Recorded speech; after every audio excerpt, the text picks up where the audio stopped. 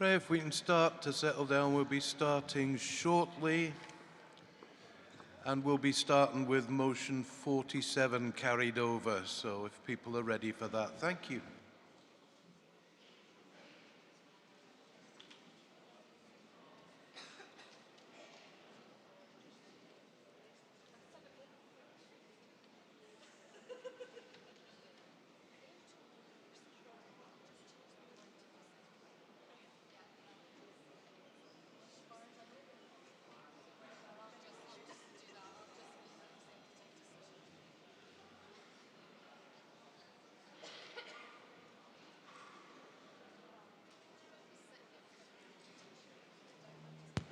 Right, I hope you're all well and rested, and we will continue with the business. Motion 47, changes to PPE, cannot wait for the conclusion of the COVID inquiry, to be moved by the Chartered Society of Physiotherapy.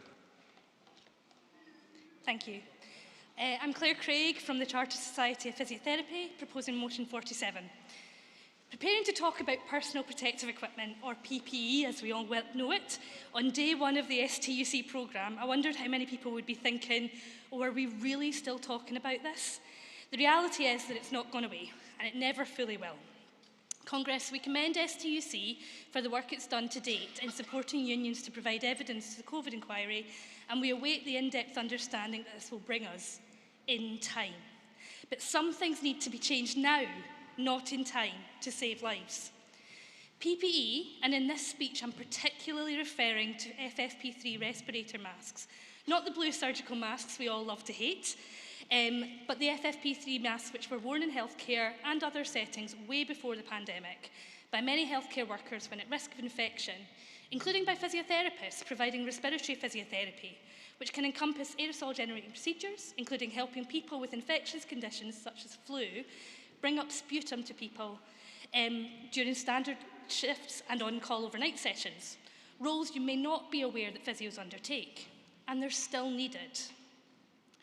FFP3 masks need to be fit tested to ensure a good contact between the wearer's skin and the face seal of the mask. If you've never experienced a fit test, I can tell you it's quite interesting. A big hood is placed over your head, and bitter tastes are released into your mouth while conducting several movement tests. If you pass, you don't taste a thing. If you're unlucky enough to fail, well, let's just say you don't want to go straight from there to the canteen. If a mask does not fit and therefore leaks, the wearer is not protected. I can tell you from experience that several members of my physio team failed their fit tests multiple times with multiple FFP3 masks. The result? Nothing. They ran out of mask types to try. The outcome? Other staff need to cover their patients if the need to see a patient where risks requiring an FFP3 is need to be used are present, and this at times may mean on-call shifts being covered at the last minute. Reusable respirators have been mentioned as an alternative, but I've actually never seen these in action. Research has shown that females are twice as likely to fail fit tests than men. Data from TURAS notes our Scottish healthcare workforce is predominantly female, yet we're provided with PPE designed for men. A report by the Royal College of Emergency Medicine in 2021 stated 48% of black and minority ethnic respondents failed fit testing at University College London, and that's just one hospital's data. With around 34% of the Scottish healthcare workforce not white and British, this correlates to a large number of staff failing fit testing and being provided with masks designed for Caucasians. These concerns were raised frequently and early, and now we need to take action.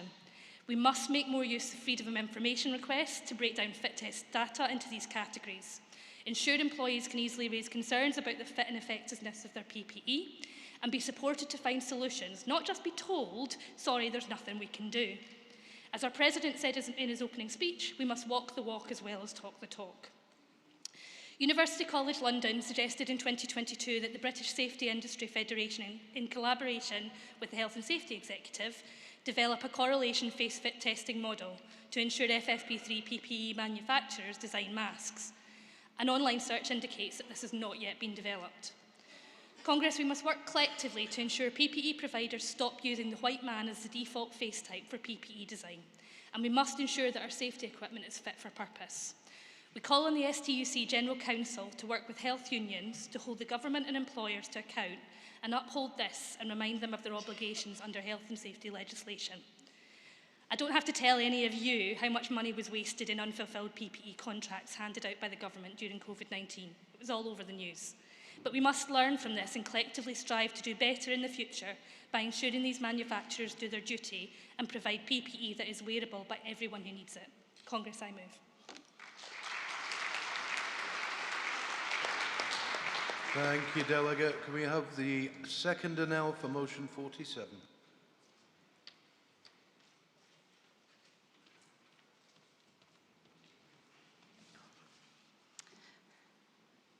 Alison Hancock, the Royal College of Podiatry, seconding motion 47. We strongly agree with and support this motion that an issue such as PPE and its failure to fit correctly and therefore not be fit for purpose for all NHS staff should not wait for the outcomes of the COVID inquiry to advise what we already know is wrong with the current PPE. We should work now on solutions to resolve this problem. The model traditionally used, as mentioned earlier, as a default to produce PPE is currently the average male, which is ridiculous as approximately 80% of the NHS work staff is female. Further, it does also not consider any other types of fit issues or requirements regarding ethnic groups that may require different levels of customisation when we have a diverse workforce in the NHS. We know face masks are made to fit the male face, and we should not wait to progress vital work to gather the evidence that will clearly show the feelings of the PPE we routinely use to protect our staff. Employers have a health and safety responsibility as stated in the Health and Safety Act. The Act states under the general duties of employers, it shall be the duty of every employer to ensure, as far as reasonably practicable, the health and safety and welfare at work of all their employees. We must learn from what we know and act now to make a change for the safety of all staff. The NHS in Scotland continuously states its most valuable resource is its staff. If that is the case, then the Scottish Government and the NHS have to act now. Thank you.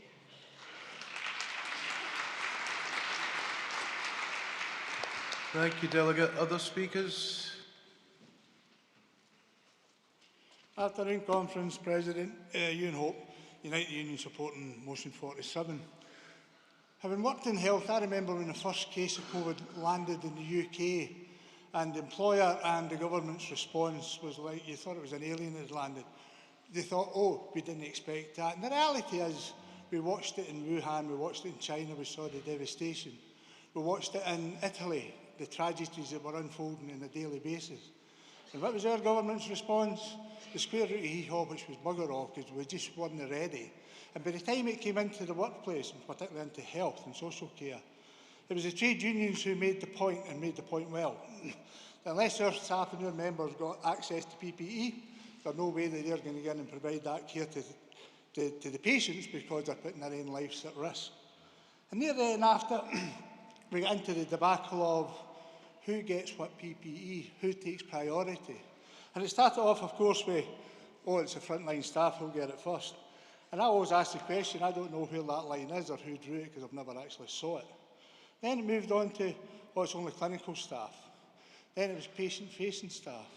And eventually we got to, right, everybody will get access to PPE. But by that time, we're too late. Because the pandemic, the virus had a grip on the staffing levels, and we saw sick absences going through the roof. And I'll make the point, and I'll go back to that about the front line, because there's nobody in health any more important than the person who's standing beside them, i.e. their colleagues. And especially when it comes to health and safety, not one person's health and safety is more important than anybody else's. And that's a point that we need to keep ramming home within the employers. So then, what happens next? We go into that scramble to get PPE.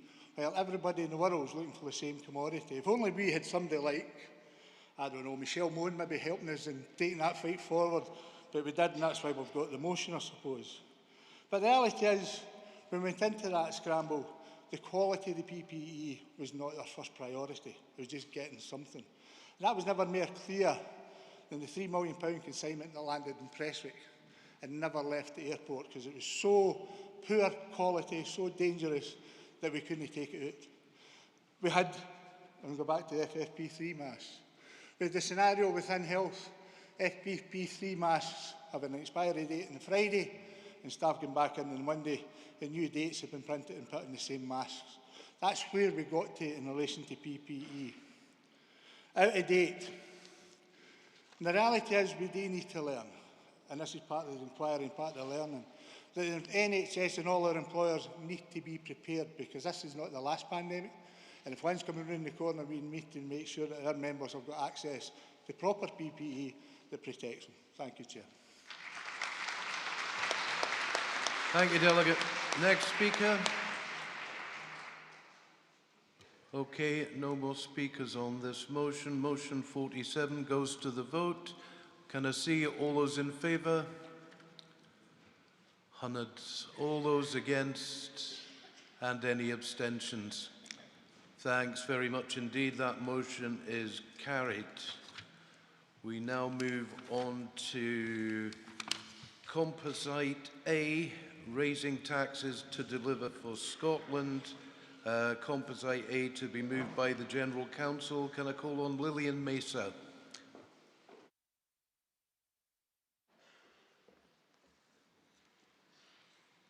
President Congress, Lillian Mesa, moving Composite A, raising taxes to deliver for Scotland on behalf of the STUC General Council. Congress, we are not short of challenges. A cost of living crisis, a climate emergency crisis, a housing emergency, cuts to public services, the crumbling public realm and an ageing population. All of these challenges demand investment. So we have a choice. We use progressive taxation to raise revenue and invest in our public services, or we cut public services. There is no magical economic growth wand politicians can wave to magic up more services with less tax. The Tory government know this. That is why in their spring budget they chose to cut tax that disproportionately benefits the rich over investing in our public services.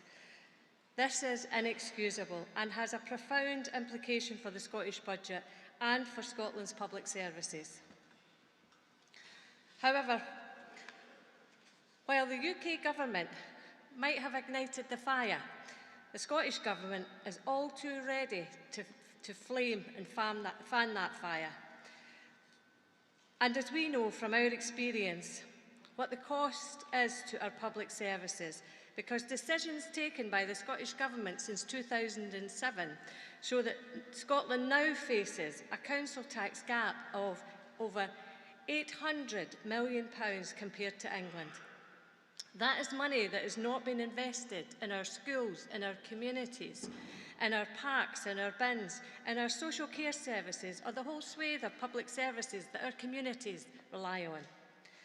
Be in no doubt, it was because of this movement, our movement, that the Scottish Government introduced the new rate of tax for those earning above £75,000. It is right that those in high incomes pay more tax, but as well as paying more income tax, we need to tax wealth. As STUC research shows, the Scottish Parliament could raise £3.7 billion a year through tax reforms centred on wealth and property. So while the Scottish Government have made some small steps in the right direction on income tax, we need giant leaps on wealth and property tax. Fundamentally, we need a complete overhaul of our local tax system, and that must start with a nationwide property valuation. In Wales, right now, a property revaluation is underway as part of the cooperation agreement between Welsh Labour Government and Plaid Cymru. It is time for Scotland to follow suit. Congress, the Scottish Government has a choice. It can manage the decline of public services, or it can invest in our public services. When it comes to using the powers that they have to make those changes that we need, Scottish Government have only dipped their toe in the water. We need them to learn to swim. This composite absolutely makes it clear the path for investment and calls on the Scottish Government to take action. Take action now to raise taxes that we need for this country. Please support the composite.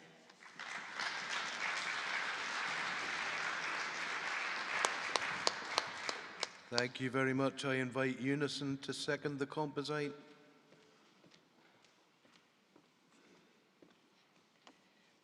Brenda Aitchison, Unison Scotland, to second composite A.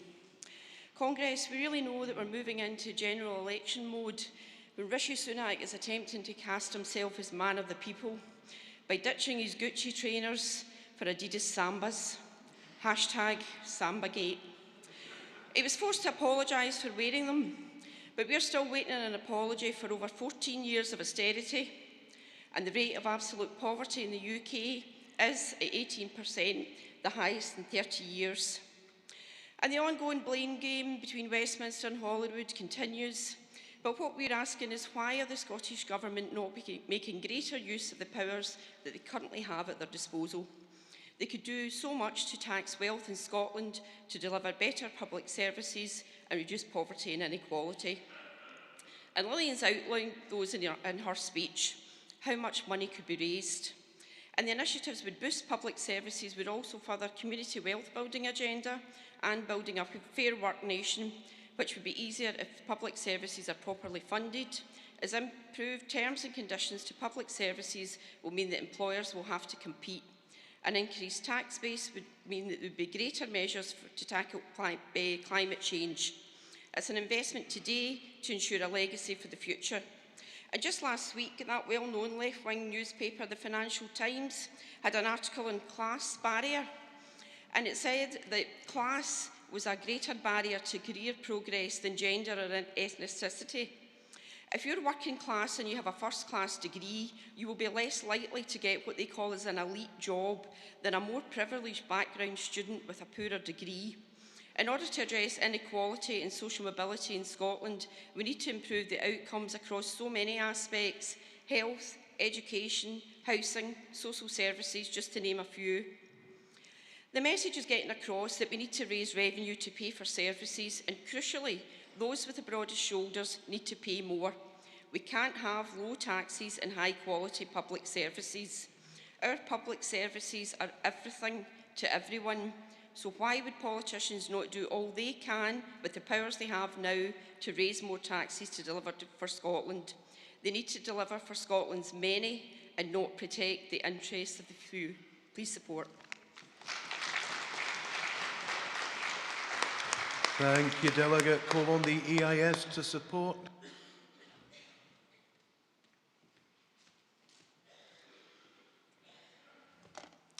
President, Congress, Alan Crosby, EIS Vice President, very happy to support this composite in my first speech here at the STUC.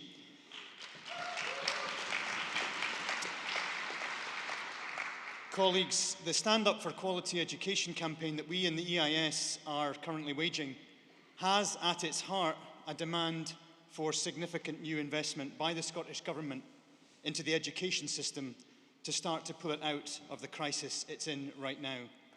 The system needs thousands of additional permanent teachers and support staff so that our contact time can be cut, our class sizes can be cut, and our pupils with additional support needs can have those needs met. The system also needs a properly funded FE sector with lecturers given a fair pay rise and with jobs and courses protected. As we make that demand for proper investment, we know that we need to be able to answer the question that's always thrown at us by journalists and the Scottish Government ministers: where's the money going to come from? That was the repeated refrain last year during our pay campaign. There's no money to fund your pay rise, so you need to learn to compromise, we were told. And we knew that our strike action would fail if our members accepted that any of that rhetoric was anywhere near remotely true. But our members didn't fall for it. And we stood firm and we won. And a key reason we didn't fall for it was because the STUC commissioned report mentioned in this motion was published at just the right time in December 2022. That report exposes the lie that the Scottish Parliament budget is fixed. It exposes the lie that there is no money available for public sector investment because of the big bad Tories at Westminster. It exposes the lie that it's we in the trade union movement who need to compromise, shut up and put up. Well, after over a decade of compromising with austerity, we're not putting up with it anymore. Thank you. We're pointing at the range of tax measures outlined in that report, and we're saying to the politicians, it's your turn to compromise. There's the extra money that's available to you. Now make the hard choices to take that money from the richest in our society and invest it in working people and their communities. Now the 3.7 billion detailed in that report is a lot of money, but it's pretty small when compared to the dozens, if not hundreds of billions that could be raised and spent on public services at UK level if similar progressive taxes were brought in at Westminster. And I just want to end my speech by turning briefly to the section of the motion which calls on us to lobby and campaign at UK level as well. In terms of income inequality, the UK has one of the worst track records in the world. Doing better are Sweden, Switzerland, Norway, Finland, Denmark, Belgium, Iceland, Slovenia, Slovakia, the list goes on. We know that the more equal a country is, the better its outcomes in all key indicators, such as health, education, criminal justice, overall happiness and well-being. We need to lobby the UK government, including a new incoming Labour government, demanding that they learn from those other tax regimes. Colleagues, it's clear that the Tory party is the political wing of the 1%, but we can't let an incoming Labour administration join them in their role as butlers to the billionaires. It falls to us in the trade union movement to pile the pressure on them, demand change and genuine tax justice. This motion is a small step on that journey. Please support it.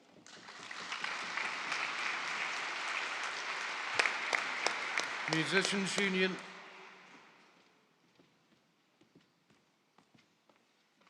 Afternoon, Congress. Ben Lunn from the Musicians Union speaking in support of this motion.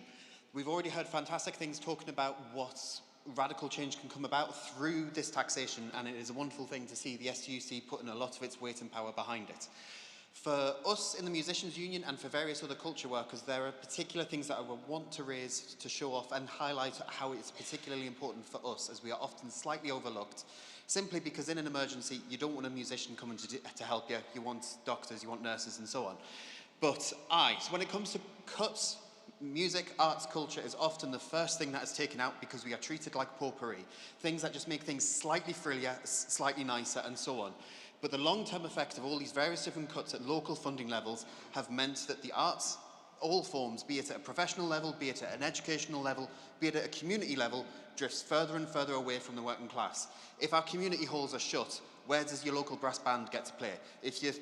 All the different various concert halls that have been taken over by the community, if they get closed, where do you see your local musical theatre group get to perform and show off to the local community their stuff?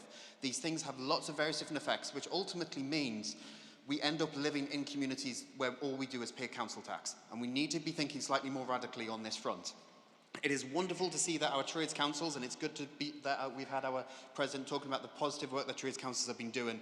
Because, for example, in North Lanarkshire, when they managed to get North Lanarkshire Council to run away from closing the various different community centres because they saw the importance that they do in the community. These are the kind of things that we need to go alongside all of this. So we are very glad and very eager to support this. And ultimately, for us, for culture workers, if you're fighting alongside us, this then means we can make sure that our communities are places that we can actually live, not just pay tax, and this goes a long way to help making sure that happens. So please support this motion. Thank you, Ben. East Kilbride and South Lanarkshire Trades Council.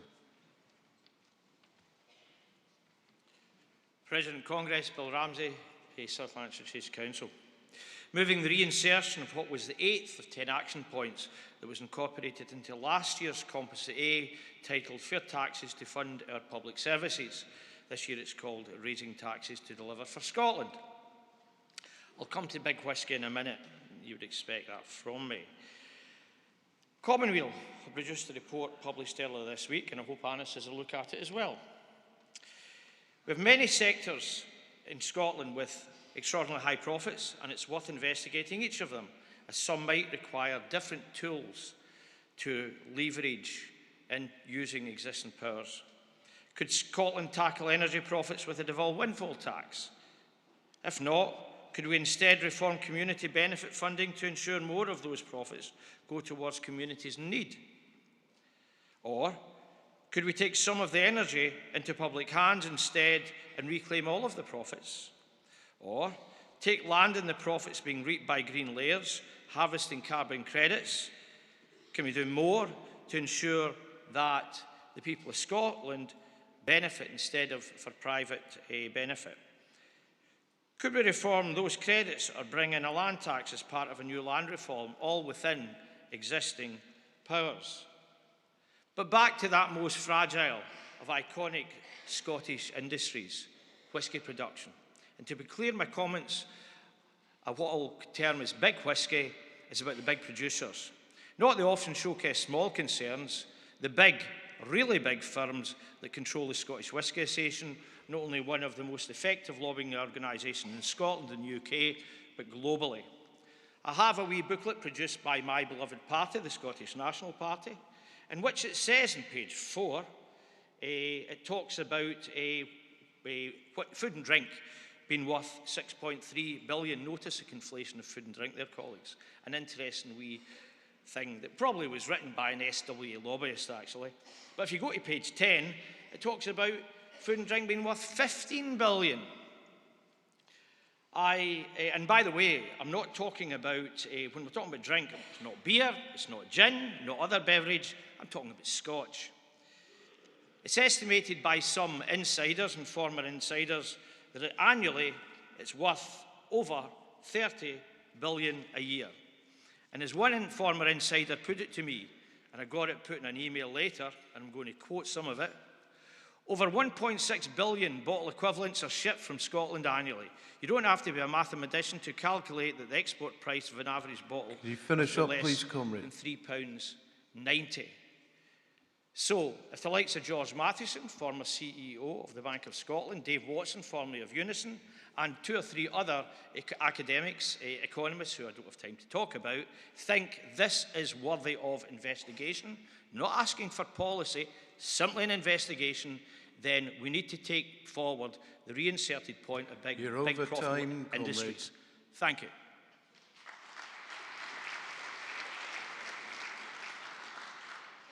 Okay, any other speakers on this motion?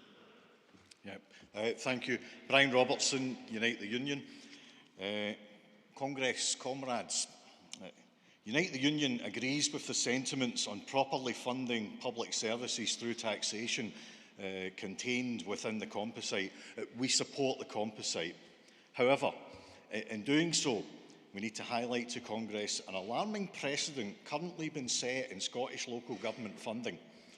Councils across Scotland are now using money saved from their pension funds to balance their budgets. Council workers' pension money is now paying for our public services. I want my name on the side of a bin motor for that. Edinburgh is taking about 20 million a year to plug gaps in the budget.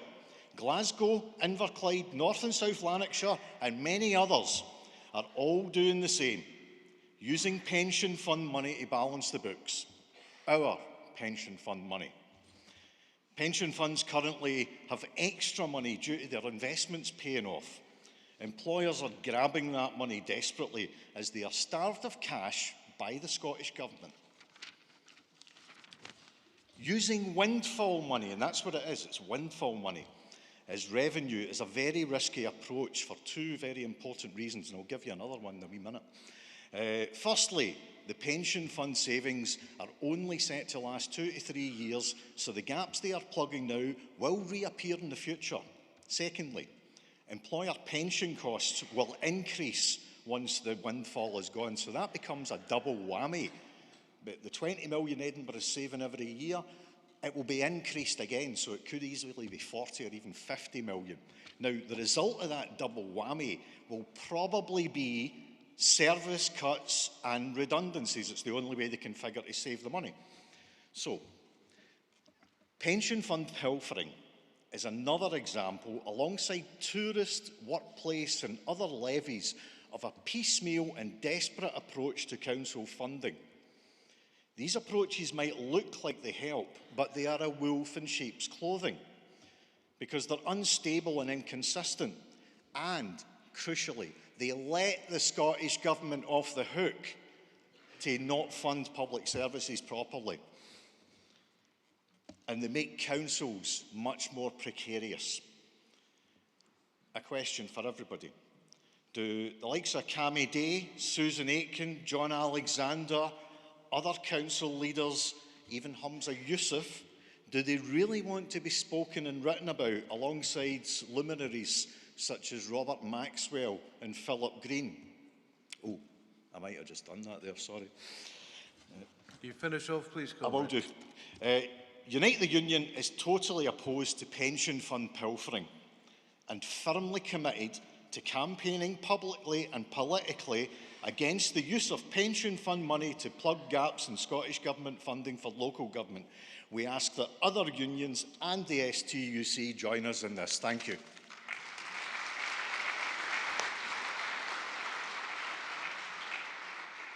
I think I can see a final speaker on this, if you'd like to come forward or not. No, move away then, don't confuse me. Thank you.